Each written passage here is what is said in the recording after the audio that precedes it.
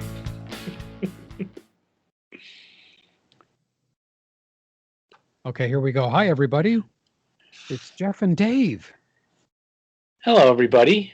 And if you were watching our show, you would see that it's us. There's proof here. We don't have to convince you in any way, I don't think. On our YouTube channel. Yeah. But if you're just listening, then you'll just have to take our word for it. It's Jeff and Dave, the two half squads. And this is yeah, episode 259. Something like that. On this September day. Wait, it's October. October day, yep. 2020. And this is the podcast, the only podcast dedicated 100% to the greatest game in the world. Advanced Squad Leader. Squad Leader. And it just keeps getting better, Dave. Doesn't it, though? It does, Jeff, doesn't it? Exciting. Yeah, it's really good to see you. Haven't seen you for a while. You've been out and about. I have been. Panting around the world. Very laissez-faire. Oh, Dave is showing me a picture of his kayak. Uh-huh. Is that the correct pronunciation, or do you think somewhere they say, oh, no, it's kayak? No, it's kayak. We found the most wonderful little park, Jeff. I don't know if you can see here. Laura is sitting down with her feet in her kayak. Yes. And we thought this was like a little ferry launch pad she's sitting on this moss-covered ledge with this tree growing up right beside her. A little hard to tell from that, but you could just shift right down into the water. This was, oh, shoot. So it was a gentle slope? It was a ledge. Body. Good. Yeah. But it's down by the Shawnee National Forest near southern Illinois, all the way at the tip. Oh, okay. So what we had done was cross through, and they had a cave there too. You can go into this caved-in cave. It's the view. Cave-like, yeah. Laura walking out of there. You can see how big it is. There's me. Big cave. What kind of cave? Is it a natural limestone cave, or is it excavated or whatever? Mined? Natural. Oh, okay. Yep, in sandstone. And there's the Garden of the Gods down there. And it's across from Paducah, Kentucky. We were driving with our, Google map. And Laura's like, double check that, where we're supposed to end up. And we ended up at a spot like this, where it said ferry 2 miles ahead. And I'm like, Laura, this is taking us to a ferry. We had no idea. We were just following, turn left, turn right. Yeah. And we're like, what is this going to cost us? It's a free ferry across from Kentucky to Illinois. Ah. And at the Garden of the Gods is down there, which has all these very wonderful rock formations. Have you been down there? I have been down in that area a little, only one time, Paducah and around there, but we didn't see the Garden of the Gods, and we didn't have a ferry crossing. We crossed on a big bridge. Yeah, it's down. I don't know if this image. Well, there's all these bluffs like this, and people climbing all over them. Yeah. And around them, they're all sandstone formations that have been washed out. So I'd recommend that to people. And the campground there was full, of course. It's first come, first served. And a woman said, "Well, go to this lake." I forget the name of it, Dan something Lake, and then we went up 7 miles north and got a great campsite, the one we just saw with the kayaking on the lake. And we slept there in the back of the van in our inflatable thing that we put in the back of the van. Wow. Portable toilet. And so the other nights we did a KOA cabin. When we started this trip, of course, it was in the Great Smoky Mountains. Ah. So great to get out. Really crowded. If you go to the Great Smoky Mountains, the big trails that are quite worth it are really crowded, but there's a section. There's some smaller trails off to the side. They're not even on the map. And you just see these, couple cars parked and a sign. And I said, Laura, let's check that out. And yeah, it is a bunch of trails that are lesser used. So you'd be the only people on these things. So if you're worried about any kind of COVID thing, because sure, plenty of people were walking all around without masks. It's outside. It's outside, and you're trying to stay away from people. Yeah. But but all the waterfalls in the Great Smoky Mountains, all the different passages, and I think I sent you a picture of like the one log bridge. Yes. You know, herd of elk out Yes, I have. there. You've heard of elk? I've heard of elk.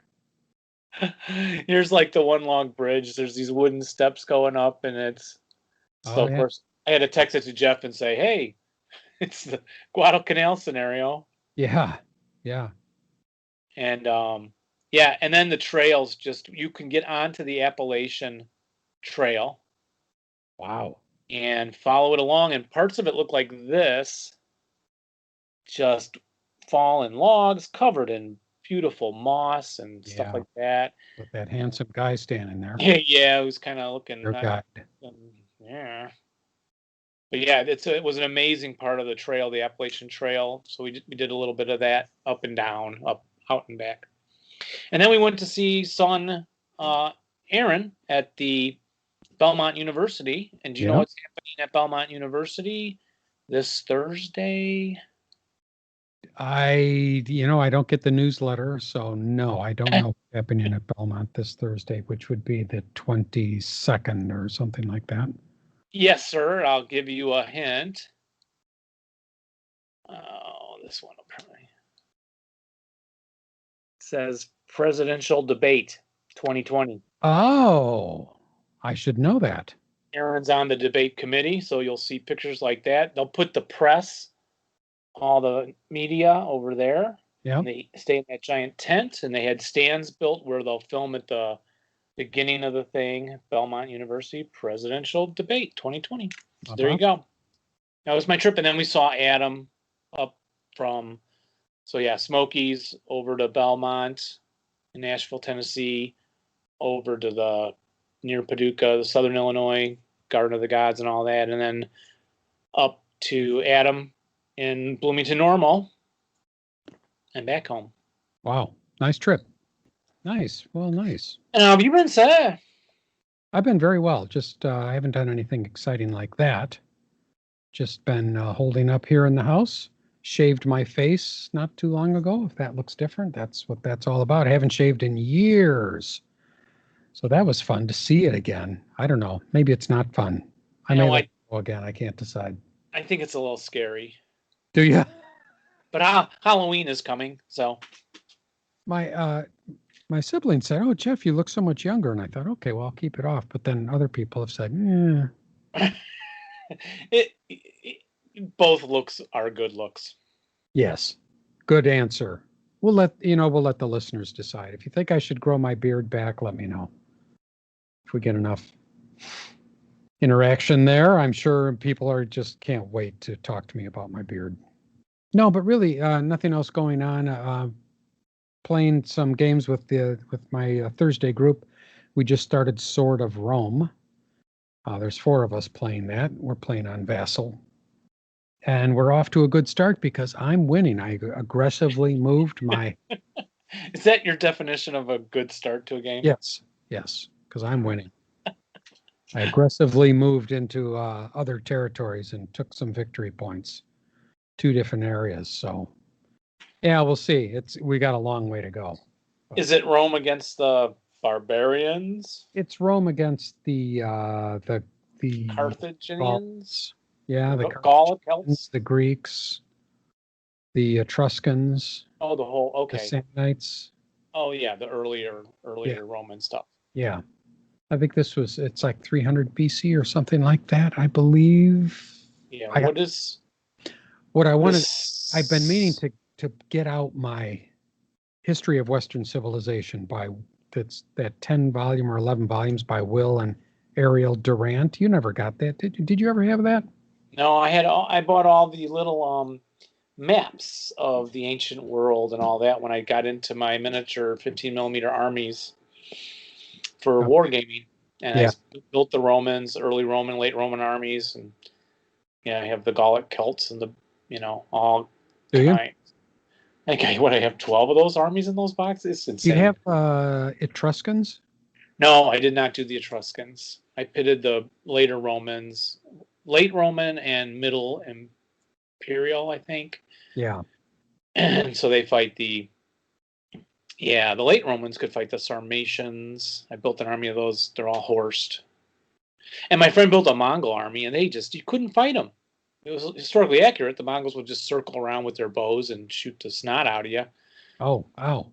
And then if you had heavily armored cav, you couldn't catch them, and it was just, I don't want to play against that army anymore with my infantry armies. Well, they must have rules that balance things out a little bit, don't they? It's pretty historically accurate, which is the Mongols just ran over, most of the known world right at that time. Well, now that's a period of history and I don't know much about. So what happened to the Mongols? Did they make a mistake somewhere? In the end, Genghis Khan died. Mongolish. They what? In the end, Genghis Khan died and his son took over. And then I think when his son died, it started to fall apart for various reasons. No. They had to go home. They were, overextended. But they got all the way into Poland. They were fighting like the Teutonic Knights. And the Teutonic Knights were all armored on horses, couldn't catch them. Yeah. They're light ponies with their bow and arrow. It could penetrate armor too. There's so much history I don't know anything about. When I retire, as you have done, I'm going to spend some time on my history. Anyway, did you play Mike Rizzi before you went on your vacation? We did. You've been playing those still Objective Schmidt scenarios, right? Yep. Yeah.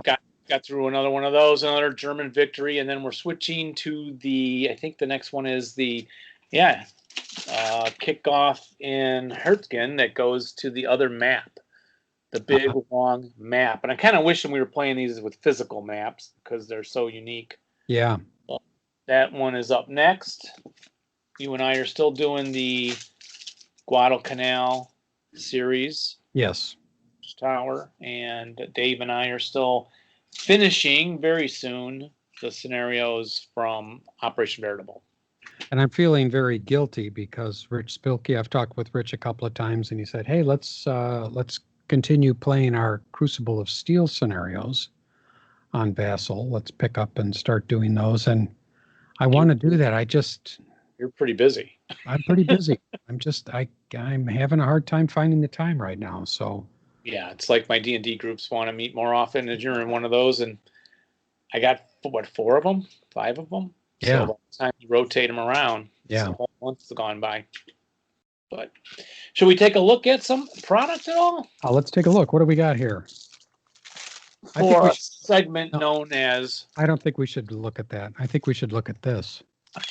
No, look at this. No, this one. Okay, we're both holding up the starter kit expansion pack number 2.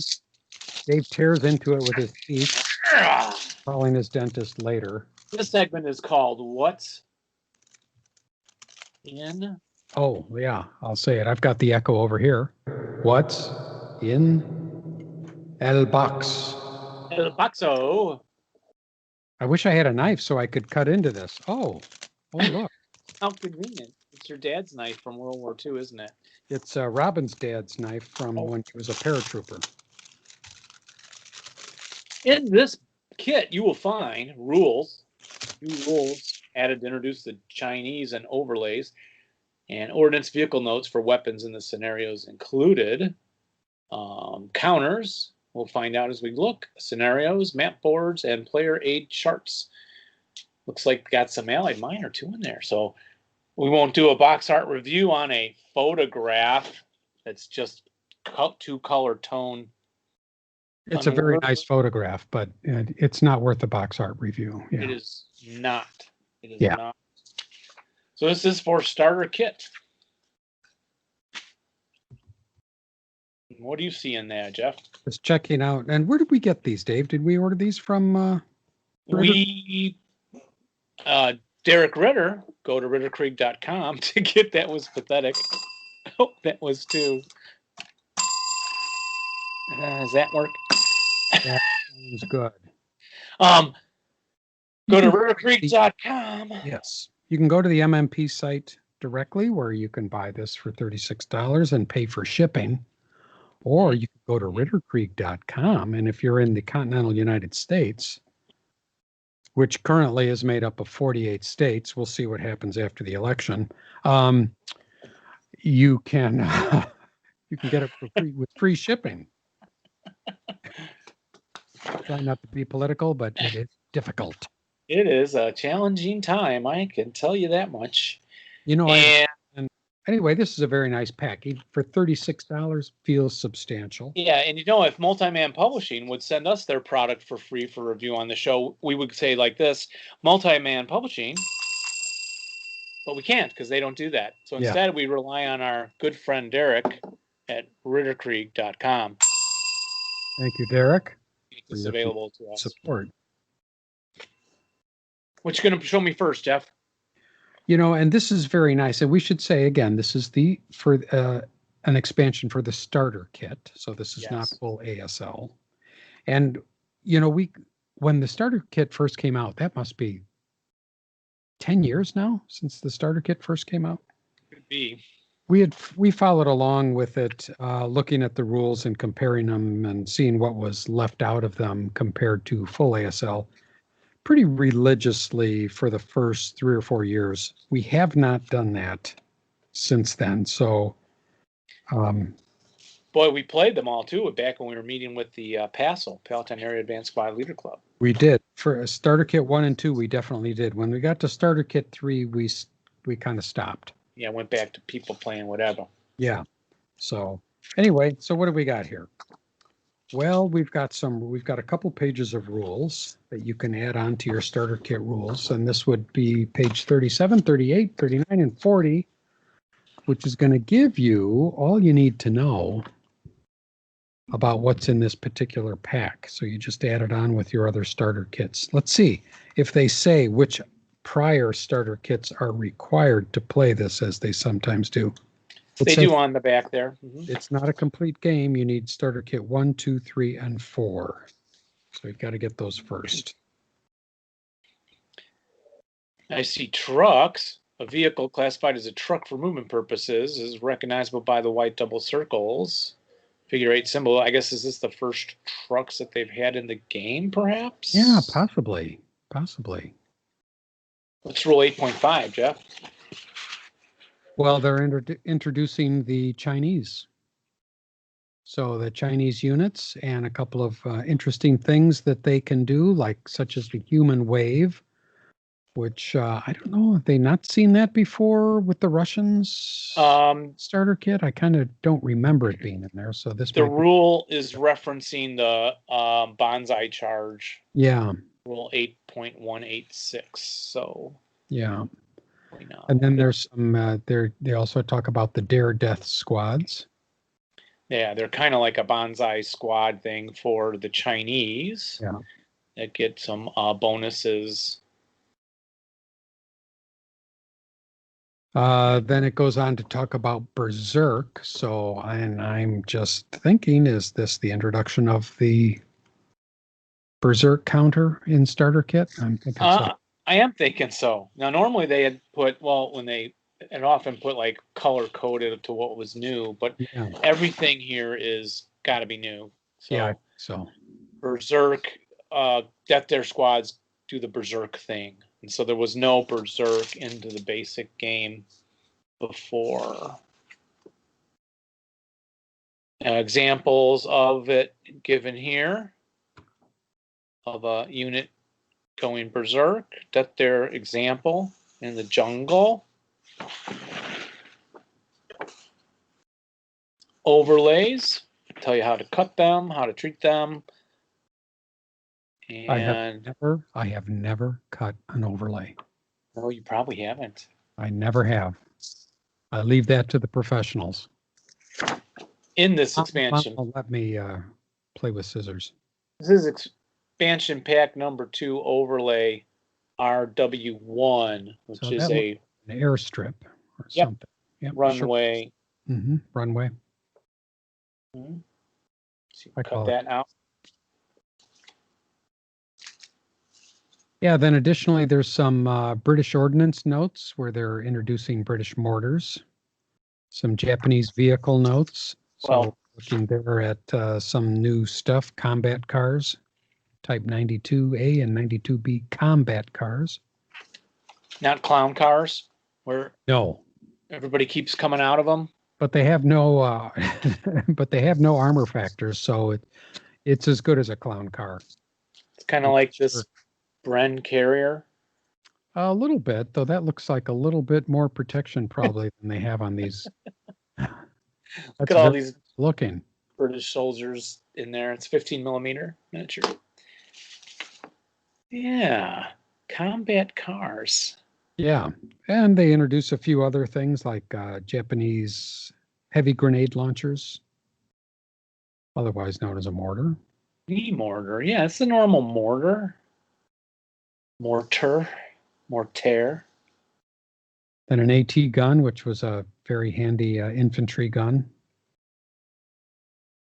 Several infantry guns here. And then an anti-aircraft gun.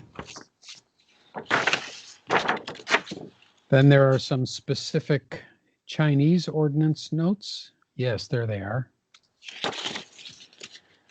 Right. For the specific guns you get of the Chinese. Artillery pieces for the Chinese. And then there's some Dutch vehicle notes. How'd those get in there? I don't know. Now I'm trying to think of where we have seen the Dutch other than, Dutch vehicle notes, other than in critical hit products, the Dutch trucks.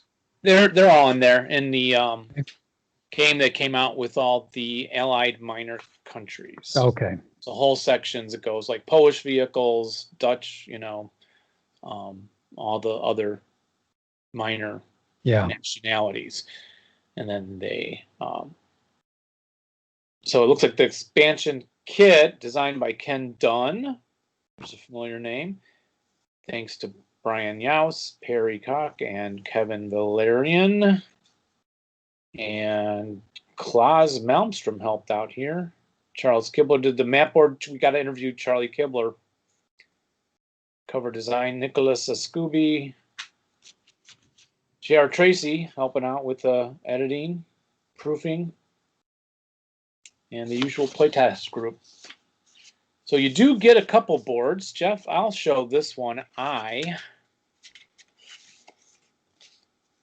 don't you grab the other K, or is this L? This is L, JKL. So that board is standard. This is a thin cardboard. Looks like some kunai spread around. Looks kind of familiar to me. I don't see anything special about it. Maybe this is an interestingly shaped building. Yeah, that is kind of that. Yeah, concrete building there toward the center. It's the only concrete building on the board. And that is kind of interesting looking. I wonder if it's to be a temple. There is an overlay that actually is a temple, like a Buddhist temple kind of thing. I remember. That'd be it. Yeah. Haven't used it much, but yeah, so pretty standard. What's your board? Board K has a lot of multi-hex concrete stone buildings. Concrete. They might be concrete. Well, you never know. And with lots of roads running through them. So I'm guessing, as I'm kind of peeking ahead here to look at the scenarios, there's a scenario here in Shanghai. So that's probably representing some of that action in Shanghai. And then there's some other scenarios in Luzon and Java. So those are probably the board L without all the buildings. You get Dave's favorite element, a sheet of paper. However, it is not three ring hole punched. No, it isn't, and it is disappointing either. Yeah. No, it's not green or blue or any of the colors they've used in the past. If you go to Office Depot, you can get a hole punch and turn those into a hole punch piece of paper. Don't know if you knew that.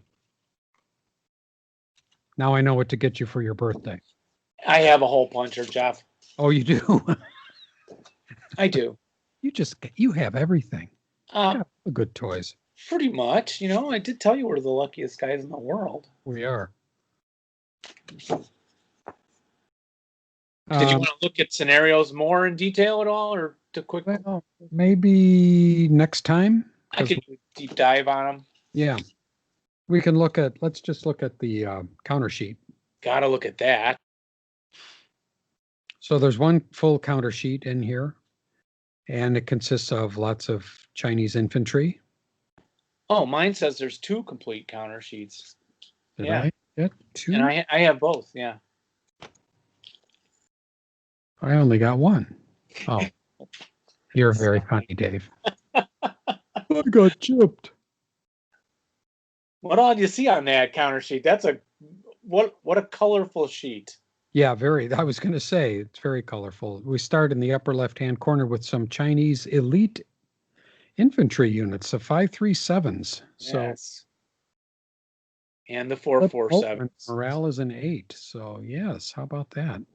447s also elite. Yes, and then some 337 first-line troops, some conscripts that are 336s. Number of leaders, 10.neg2. Can't quite read the captain's song. Oh, it's one named Hal. Yeah, so these are Chinese names. So there's a 10-neg2, a 9-neg2, a 9-neg1, a couple of 8-neg1s, 8 zeros and 7 zeros. So a pretty nice complement of Chinese infantry and guns. My favorite is Sergeant Quan. Jackson Quan. Oh, how about that? Yes. Then moving along, there's just a handful of Dutch troops here. Green units. Yeah. And also green counters. Allied minor. Yeah. Some more Japanese. Some Japanese elites in first line and second line. And a few Japanese leaders, which we haven't seen before. Let's see, anybody? I don't recognize any of the names, and including a Japanese flamethrower. Can never have too many of those. And a few green American units on there. 336s. And a very nice turn counter. I know what a fan you are of the turn counter, Dave. So there's one to add to your turn counter collection. On the back is the Japanese side, and then the Allied sides with the Chinese, Dutch, Four American, reserve British. counters. And then a few vehicles, some Dutch trucks. Yeah, where's those Chinese guns that they had in the wars? Where are those Chinese guns? Those were the American or the Japanese guns. There were a couple of Chinese guns. There was a Chinese artillery unit. Oh, there's one gun there, the 75 there it is. short-barreled artillery. Yeah. Okay, that's it. Yes. So very nice pack. We'll go through the scenarios at a later time. Is that it? We sure can. I still have not, there's all these games we've opened we could do a deep dive into. And I think last I left off, I was going to try the Quad de Guerre or some other ones from the Bounding Fire Productions. Yeah, I'm not sure. I'm looking forward to playing these Chinese ones. Those look kind of fun. And I can't remember when I last played the Chinese. It's been a very long time. So I know we probably won't get to play this, but we'll play some other Chinese scenario. We will. So that's it for what's in the box. And we've got more stuff coming up shortly.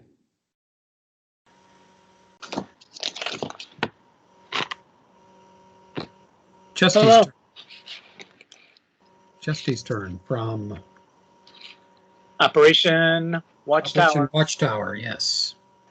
Where's this take place? This is in Luzon? Yeah, this one is Lunga, right? Ridge on Guadalcanal. Yeah. And we had played the other one, which was the larger setup of this map, remember? Yeah. And then this took place in this little section. So the victory conditions, Japanese got to win by getting 25 victory points with combat points normally, double exit points off the north edge, which is to the right, and 1 point for each squad equivalent north of hex row R. Arr. Pirates' favorites hex row. So Jeff had the Americans again. We've kind of been playing it that way the whole time, haven't we? Yeah, pretty much we have. I don't think we ever decided to do it that way, but no. Oh, you can see all your hips. Yeah. Here, let me try this again. Yeah, so we'll be able to see all of that. I'll share that screen.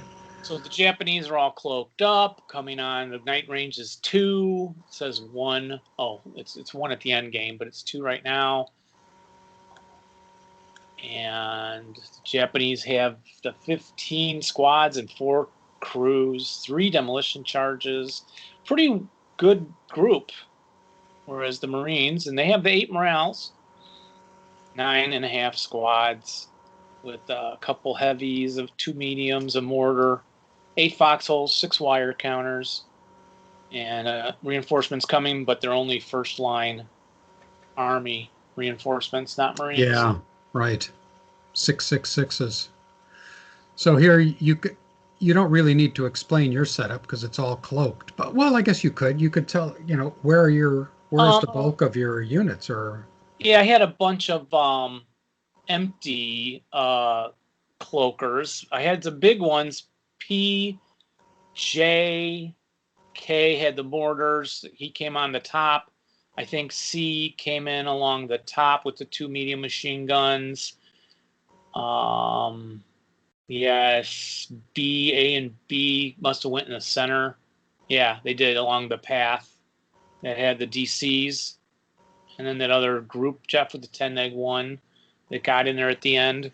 So, and what was your thinking on your defense then, sir? Well, I tried to sort of create a line that that the Japanese would have to cross, because with the cloaking like that, I knew I had to get them decloaked. But so I thought I would just create a line across, but I didn't have that many. How many squads did I have, Dave? It seemed like I had 2. Yeah, 9. 9. Start. But so that's kind of a long way to try to cover. Yeah. But you can see I've got wire here, hidden wire, hip wire here and here and here, and then I tried to cover up at the top. I thought obviously I got to cover that fairly open ground. If he gets up that hill, he could just run right off. Yeah. And I've got a hip unit back here with a heavy machine gun to surprise him if he comes up here. So the wire would tie him up a little bit, and the machine gun would just chew him up. Well, that didn't happen, but that's the idea. Then I have a couple of hip units just back in here to kind of come on at the last minute. If you get through my clever wire, I would surprise you with those hip units. There's a heavy machine gun also waiting to be revealed, a mortar that was waiting to be revealed. And then I've got squads coming on later. As we said, in turn 4, there were 4 666s. You can't see them here. They're off board. They're hiding. I thought I had this covered pretty well. Let's see where I actually had squads. Yeah, you took it to me at the top pretty well. You striped a bunch of the guys. So 4, 5, 8 up here. It's not like I could create kill stacks anywhere. So 4, 5, 8 up here near the top. Then a dummy stack, then another 4, 5, 8, then a dummy stack. I had to kind of alternate. Dummy stack, dummy stack, dummy stack. But I got wire here. I thought maybe you'd be coming down, be making for the path. So I put a squad here, and I put a leader back here. Yeah. So it could help with routing. And then right up close, right along the line where, which was as far south as I could go, I put a half squad because I thought you're going to come zipping along that path, and I'll surprise you. And then you'll think you've eliminated him, and you'll walk into these open shell holes, and I'll surprise you again with a medium machine gun and a half squad. Yeah, which you did, although I think I was overwhelming you at that point. You were. Who was coming in the center? B? Yeah, A and B. Like 6 squads in there. And maybe N. You did overwhelm me, yeah. 7, and you got right into close combat right away with them and took care of them in short order. Yeah. So again, and then I just, tried to tie you up with wire. And like I said, I didn't have a lot of squads for my front line. And I wanted a few for the back, and kind of ran out of guys. Yeah, it did seem like it. Should we go to the end game screen? Yeah. Yeah, so I was trying to get off board and take out some casualties on the way. I'm wondering, Jeff, if putting like the wire 2 hexes deep on one edge might have helped slow down the Japanese far enough to, because once you break, you are moving out of the space, and then I was free to cut in between the wire. And then, of course, getting under wire, you just roll a 6-sided dice, and that's the number of movements. So if you roll 1, 2, 3, guys under the wire. I think wire was a lot harder in real life. It's too easy in this game. Sometimes, yes. Although I've been hung up on it before for multiple turns. Yeah, well, I have to. It's true. Not always, though, like not consistently. So now I have to synchronize with you again, Vassal? Yeah, possibly. Or can you see my screen? Am I still sharing that? You are. Yeah. Okay. So this is the end game. Yeah, so we got to turn 4. Yeah, it was only turn 4. Yeah, because their cloaks can move 6. They don't have to pay the extra movement point for going through concealment terrain at night. Right. Which made it real difficult to go uphill. Like a squad had to use minimum move to go up a hill because it was 2 for jungle, but it was really 3 and then double. And he'd already had gone double times, so it was minimum moves. So yeah, at the top, we just kind of shot back and forth for a while, right? And eventually I got into the woods hex that are jungle next to your hero. Right here. Yeah. Good stack. I'm wondering if your heavy should have opened up earlier. He waited until I hit the wire to start shooting. He did, yes. At times, yeah. I wonder if he should have helped fire along with the medium that I now have in that hex and with this mortar. Get all 3 of those heavy weapons going at once at me on the ridge. I don't know. You're probably right. I should. That would have helped some. That would have tied this up a little bit more. And given me more targets to hit than I could have. Once you did pop them out, though, I'm suddenly thinking, wow, I'm getting stuck here. Yeah. And a lot of those guys are striped already. Like the crew's a 1-2-7, so I didn't even want to go into hand-to-hand melee with your hero. Right. With a 1-2-6 and have you take out 2 points. So I'm trying to stay adjacent. My mortars were not very effective because of the foxholes, I think, right? Occasionally they broke someone. But you did a good job of moving people back up into the mortar foxhole to pick up the weapon. Yeah, but and I think you're right. I think I should have opened up with that heavy earlier because you were close enough to break him. And I was out of range, and you could have hit me on the hill as I came up at long range, or at longer than my range of 4. And I got a nice shot off, but I rolled a 10 on that. Yeah, and then my sniper went in and broke your squad. So then it was suddenly, that was it. Maybe I'm not bottled up here like I thought I was. Yeah. That was pretty lucky for the sniper. So then, yes, you moved your cloaked units kind of through the center here. Just kind of wormed your way through, and I didn't have enough guys. And it's harder for me to move. Yeah, well, see, in foxholes and no move count. I was going to say, why didn't you move the 8-0 at the bottom? I can't see the hex numbers. Yeah, that guy. I'm like, why didn't you move him up to cut me off? And I'm realizing you're on a no move counter. Yeah. Right. You had just come. Yeah, actually, I could remove that. You had just come adjacent to me. Well, you came adjacent to me you did not come adjacent to me. You never did come adjacent. Yeah, I don't think I did. I think I thought you were going to come in here to R25 after you came off the wire. I thought you were going to come into R25, but you went a little bit farther up and went into I thought you were going to come into R26. You came into R25. So, Yeah. yeah. I decided at that point, avoid you. Oh, I didn't know he was there, but avoid the guy in the foxhole. Yeah. On the ridge. And then if you can highlight the 2 kill stacks at the back, we're going to go off the board. That was the end of the game. They were cloaked, so they could move. Look, all my strain rolls made it. I think I only strayed once or twice all game. So right here at the end, it was critical that they make those rolls so I could get right next to your entry areas. And those are exactly the hexes where I was set up to enter. Yeah, but you could have set up somewhere after I advanced. Oh, no, after I advanced, you would set up at the start of the rally phase. Right. So I think you were trying to probe them and see if they were dummies. I thought they were cloaks. I thought, how many you can't have, they can't all be here.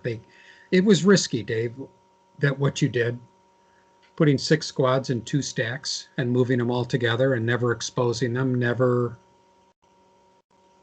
You have a poker face. Yes. This is not your poker face right here. Because and then Jeff at the end, he's like, well, then what's in all these other cloakers? Like nothing. Every other one is empty. Yeah. Just worked out. You never know. But then you had to enter, and we should still look up if you had to enter the second squad at the bottom once I revealed the big 36 shot and the 30 shot adjacent. Yeah, I mean, I was set up to enter that hex, and I think you have to. Yeah, had you go north a little bit, up 2 hexes, is that eye? Cloaking eye? Of course, that's nothing. So you could have moved in. I would have had to play like, oh, I'm not going to reveal because I want to keep concealment for melee or something. But it cost him 2 to move, so he would have been CX when he walked in, which I didn't really want either. Because they were just, let's see, was there a leader in here? No, it was just a squad. So if he had moved before he entered, he would have been CX'd, and he would have been adjacent to this stack anyway. Yeah, that's true. So yeah, tough. I don't know if listeners got any advice on a defensive setup, but then the casualty bin is loaded. I guess you could click on that. Oh, yeah. With Americans. I did some meleeing, didn't I? I did some hand-to-hand earlier and won a lot of them. Can you see the casualty bin now? It's a gray shape. Okay, let me fix that. Are you going to color it in with your markers? I'm going to switch to a different screen right there. So yeah, I did win those melees early, Jeff. Remember coming in? I think one I even got the ambush and kept the concealment and kept going. And yeah, again, the Japanese hard to break, so a lot of them are striped. So that was this. Yeah, look at that. Those 666s were the ones that got vapoed as they entered the board edge. Yeah. And of course, with the 6 morales, I wasn't that afraid of them because, we all know that's hard to make those morale checks. I figured even if you did stripe all my guys on the board edge, I would break you, and then I would still get off the board. So with those 10 points and then doubling those 2 stacks, that was the 25 victory points I needed right there alone. So we just hung it up. We hung it up. It fell apart really quickly. Very quickly. I was feeling pretty confident up until that last turn, and it fell apart really fast. It's also kind of why those other cloakers that were empty were still over there, because I didn't want to move in an illuminated location, Yeah. So I kind of was like, oh, I'm next to him now. I'm adjacent. I'm just going to sit here, try and draw fire or something. So that's why those other 2 made it all the way and then bolted. So, all right. I don't know what else we can say about it. Recommended. It was fun. Someday I'll play it again, and the tables will be turned. Yeah, I still wanted to replay that other one we did too, where the one log bridge, I think, or well, you just creamed me. You just kept moving up adjacent. Remember, I kept having all my hip guys. Yeah. We'd get a thing with them. But we do still want to play Ambitious Plans. Is that next? Well, I started to set this up because I thought I was behind. Government property. So I'll try and set both of them up. This is just a one board game. Okay. And this would be bigger. And this is the one where there's a seaborne evacuation. You can read all about it in your Operation Watchtower booklet, how they designed it. And publishing. Ambitious Design talks all about that scenario, Jeff, too. So, all right. That's what we've been playing lately. You betcha. Nice way to do after-action reports, man. Yeah. Okay. On to the next segment. And I don't know if we should tell anybody, Dave, but we sometimes don't record all of the sections of the show at the same time. Is that why we have different shirts on now? It could be it. We don't have a costume change. We should start, we've been doing this long enough. We should start taking time out for a costume change maybe and a little time below the stage, then come out again. No, it's been a few days since that last clip, and which is kind of funny because we have a new president now, and in it looks like, and to celebrate that, we've got the Swedish Volunteers pack to celebrate the election of Joe Bidenson. And I paid $250. You're supposed to laugh at Joseph Bidenson. Oh, I'm sorry, I missed it. You didn't see the laugh sign, the blinking sign. I was too busy thinking of pulling this up. Yeah. And I can hear a little echo, I think, in the background. There we go. There's the sign. And to celebrate, we spent $900 on eBay. That's right. To get the Swede pack, because we heard it was popular again. Yeah. So I wonder, was that selling on eBay recently, or did you just? I doubt it. I had bought it for about $100 from a guy who was selling some ASL stuff. So 10 years ago, and Dave Timon and I had played all the original Swedes. Oh yeah. So what's in the box? We got 2 versions today. If you can't guess, that's where we're going. The original counters were white. And I even have a Swede dice in here from our friends at the Canadian Battle School. Battle School. Yep. And this beautiful Swede dice. Oh, they're not a sponsor. I take that back. Oh yeah, that is a very nice. Look at that. They're not currently a sponsor. They charge us for stuff. Yeah. And don't pay us $10 a show. So anyway, $100 a show. Yeah. The original Swede pack was Swedish Volunteers. Yeah, this came out from Friendly Fire. Is that right?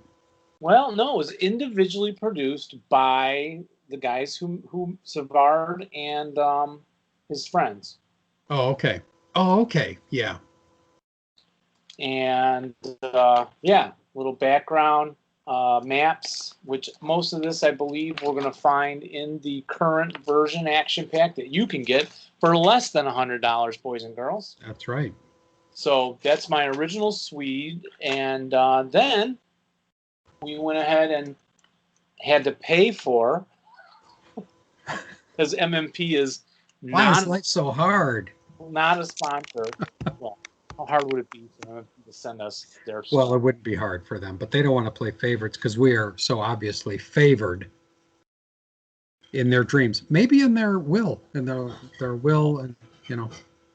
we should do box art review on the original Swede pack because as you can see, it's an actual artwork. That is a very nice piece of art there. Whereas new is simply a photograph. Yeah, and that works. Swedish flag there. Action Pack 15. So, Jeff, what do we get in Swedish Volunteers Action Pack number 15? Well, I'm glad you asked that, Dave, because you get, how many scenarios, like 15, 16 scenarios? Is it? Yeah, a bunch of which came from the original. And the original pack, and then there's a couple of extras, one from Friendly Fire. I think there's 2 extras then. along with that. So it'll be interesting to see. Oh yeah, the 10-ton tank. The original ran from SV1 through SV14. Mm-hmm. Again, all of which Dave has played because Dave is a good boy. I might mark it at the bottom. Played with John Pyers, who had sold me this, and then most of them with Dave Timonen. I have a little mark that I make at the bottom showing the winner. So all my stuff's written on, making it now worthless as a collector's item. Or worth more. Because it has one of the two half squads on there. It's got Dave on there. So 2 new scenarios, you say, yes? I think it said there were 2, one previous published by Friendly Fire and one brand new scenario. So the rest of them are by Martin Svard and Eric Leander. Yes, rather uncoordinated. Now AP 158, Ola Nagards did that one, and we won't go over all these scenarios now. And on the back side, 159 Day at Night, which don't worry, it's just a dusk hindrance, not a night game. Not an actual night. So I assume Dave Timon and I will now be playing these 2 on Vassal. Yes, and then you can give us I'm sure, a very, very detailed report on the differences, the subtle differences between the original scenarios and these. I wonder if there are any. I don't think we're going back and playing all these original ones. You don't think so? I'm just going to mark these all as played. Yeah. On the bottom, so I can flip through and see the play. I don't know why I would think this, but are they winter scenarios? I mean, a lot. The Swedes, I just think it's cold there. A lot of them. 10-ton tank was deep snow. Okay. Yep. Oh, yes. I can see here. Yeah, a couple of them are in March. The Swedish Volunteer Corps is from March 1940. Absolute Markaviari, also in March. And then they progress a little bit. A lot of them are in March and April and May. Yeah, the May ones, I don't see snow on them. Don't remember snow on all of them, yes. Some of these are in Finland, Norway, Russia. A lot of good scenarios, as I do recall. And it says here, I'm reading from the MMP website, this is designed for the aficionado. Oh. Action Pack 15, designed for the aficionado. It's not a complete product and assumes the buyer owns the core Advanced Squad Leader game and has an ounce of sense in his head. Doesn't say that. But look at this, and the Action Pack will ship via United States Postal Service flat rate envelope. Unless you order from Ritter Krieg. That's right. In which case shipping is free in the continental US of A. There's one advantage of being in the USA. Yes. We're looking for others. You don't want to order just one small item. I can't have any others at this moment. Right? Yeah, no, order a big box full of stuff. Yeah. So then you get the back sheet of the Action Pack, which yes, all the contents. The 3-hole punch papers are disappointing, though. They are just plain white. White. So it is snowy. It is. Yes, that's what I was thinking. Kind of makes sense. And I was a little disappointed to find. What, the counters? Why not white? It kind of. The light blue on white. Yeah, I get it. I'm not sure I've got the greatest video quality with what you're showing me. How different is the blue from the French blue? Well, that's the original Swedish sniper. Yeah, that's very nice. I don't know. Do you want me to? Oh, it's a lighter shade. I can grab some. Here's a French tank. That was quick. I opened the whole box. Very good. Yeah. So a little deeper blue on these, on the French. Yeah. Yeah, not much though. Not much. Jeff, and you had a theory as to why they chose this color. Well, the Swedish flag, the background of the Swedish flag is blue. But the cross is yellow, a bright yellow. That would have been nice. Looks, and they have a nice, of course, turn counter, but the original game also had a turn counter, if I remember correctly. Which Dave will sell you separately. Oh. Although the back of the MMP version has the grayish. Ah, interesting. Color. German and the Russian star there. Yeah. Yes. Oh, look at you zooming in. A little nicer graphics on the back of the large close concealment counters. Mm-hmm. Mm-hmm. Giving some information on the Swedes. The leader gyro modifier for heat of battle and all this red to hit numbers, and it gives you the OBA cards, 6 black, 3 red. So yeah, nice simple little half sheet of Swedes. And then what else, Jeff, came with the pack? What do you have there? Did you send me something? Yes. Oh, you did? In email? In the messaging on the phone. Ah. I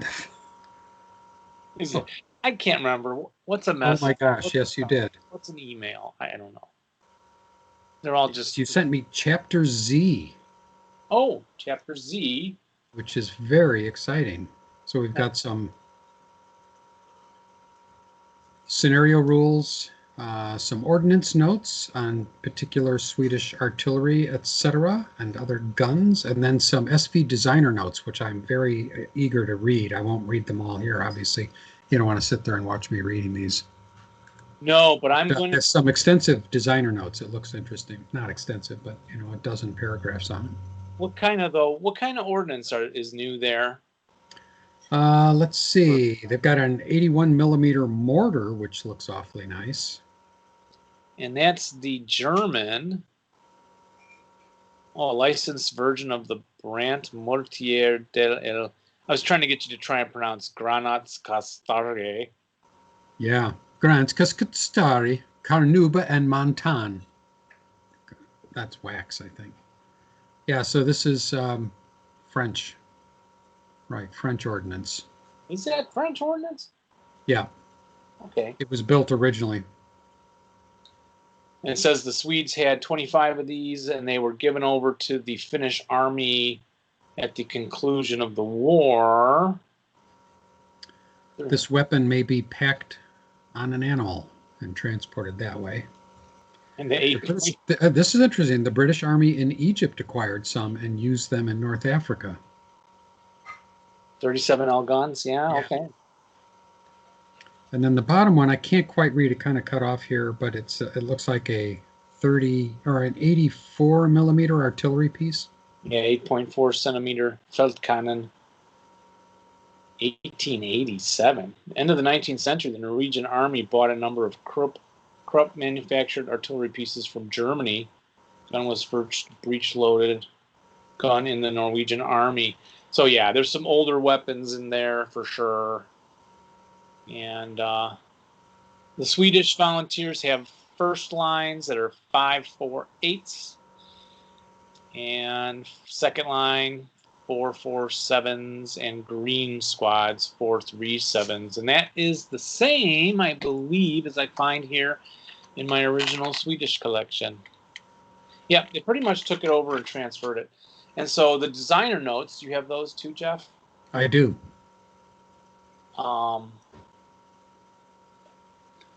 Those are also the same, probably identical. We haven't read them, of course, but does it say it was introduction? It wasn't long after opening my first copy of Beyond Valor? Yes, and browsing through the rule book that I realized the enormous potential in ASL, armored battles in Libya, jungle combat in Burma, and paradrops in Normandy. The possibilities seemed endless, but how endless? I reserved my reasoning and started to examine the limits of the game. Oh, is that reserved or reversed? Reversed. It's too small. There we go. I reversed my reasoning. So it goes on. It's a great intro from Martin Svark. And he talks about picking the Swedish Volunteers, the problems and solutions for getting this group fighting in Finland. I think most of them all take place in Finland. And Some in then, Finland, some in Norway, some in Russia. yeah, the new copy, is the second page of yours have the nationality distinctions? Negative. No, I just have the back page of the designer notes and then a few Oh, support weapons. guns. Support weapons, yeah. Oh, yeah, the Madsden machine gun. I know I had some of those in the Russian Revolution pack that came out. They also include the same history of the game, the map of the area in Finland they were fighting, similar map here, the original game, better graphics, the old graphics on these maps. MMP is, oh, sorry. The MMP page, yeah, it looks pretty similar. Pretty similar. Same historical. Tidied up a little. Yeah. Yeah. But where's they don't have nationality notes in this new version. Designer notes. You have too much stuff on your desk, don't you, Dave? I do. Because I broke out both packs. Oh. So. Yeah, there should be some nationality notes in any, you would think. Well, that first one you have on the Swedish Volunteers. Swedish MMC are represented by first line, second line, Green Squads, infantry crews. Okay. There are no vehicles or vehicle crews. The Swedish first line, battle hardened, comes fanatics. Swedish personnel have a heat of battle of 0 and a leader creation die roll modifier of 0. Neither increased B or X numbers. Neither the decreased or fate effects of extreme winter apply to the Swedes. That's that section. Yeah, without as many graphics. Right. Talking about the extreme winter rule. Yeah, they broke it down into a one paragraph. Yeah. The heat of battle and with not the graphics. So yeah, it's right in there. Okay. So the Swedes are, kind of cool with the extreme winter not having as much problems as some of the other nationalities in it. And they were just a volunteer corps, right, that went in to help their friends, the Finns, fight. And again, the three kinds of wars, right? Jeff and I are not master historians on this, but with the Winter War, the first, when the Russians invaded. When the Russians invaded Finland. And they called it the Continuation War. Continuation War, which took place when Germany turned their sights on Russia and invaded there. Finland sort of took that opportunity to take back some of the land that they lost to the Russians. So they were pretty much fighting with the Germans against the Russians at that point.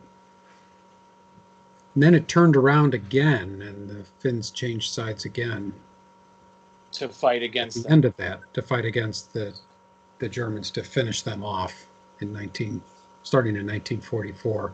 Yeah, that's about as much as I know about it. But. And I've used that example when I was teaching for the students to get a good. I had some editorial cartoons that I had included on the Finns in the World War II, like boomerang ski, and it showed a boomerang driving out the Russian Stalin on a big bear, and the little Finns showing the smaller army defeated the larger invader and drove him out, which was the initial battle with the Russians. Then the Russians, of course, just super massed up there and totally outnumbered the Finns and then drove them back.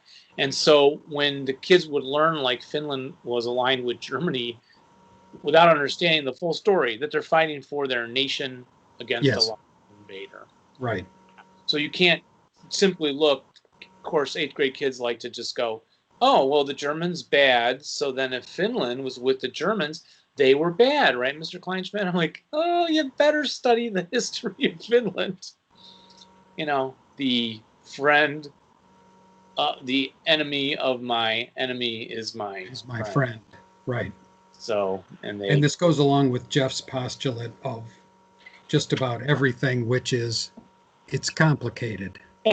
There is almost nothing that occurs in history or that isn't complicated or has some sort of story behind it. Yeah. That makes things. Or even current issues we're trying to solve. There. Yeah. Okay. Exactly. If you could talk about pros and cons instead of just right, to reach some compromise. Yes. But the Swedish pack.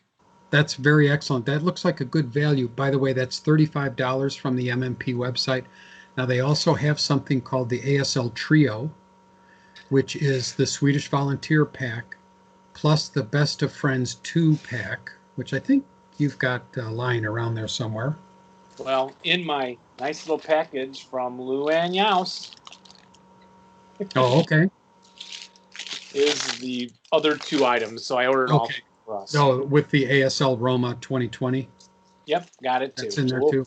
We'll get to those later, Jeff. And so you can buy all 3 of those for $62 on the ASL side or on the MMP side, or of course go to RitterCreek.com. Check it out. And that'll wrap it up then. That looks like fun, Dave. I'm sorry that you and Dave Timonen will not be playing those again, because it would be fun to hear about how those go. Yeah, maybe we'll grab a couple of others that we think we remembered as liking. Yeah. Yeah. Just see, because it'll also get us into the Vassal and see. I don't know if the original white counters are in there. I'm going to go find out. Yeah, well, you and I could play it too if we wanted to take a quick break, like a vacation from our actions in the South Pacific. We could do one of those. Yes. That would be kind of fun. Yeah, not have to play them all, right? Yeah.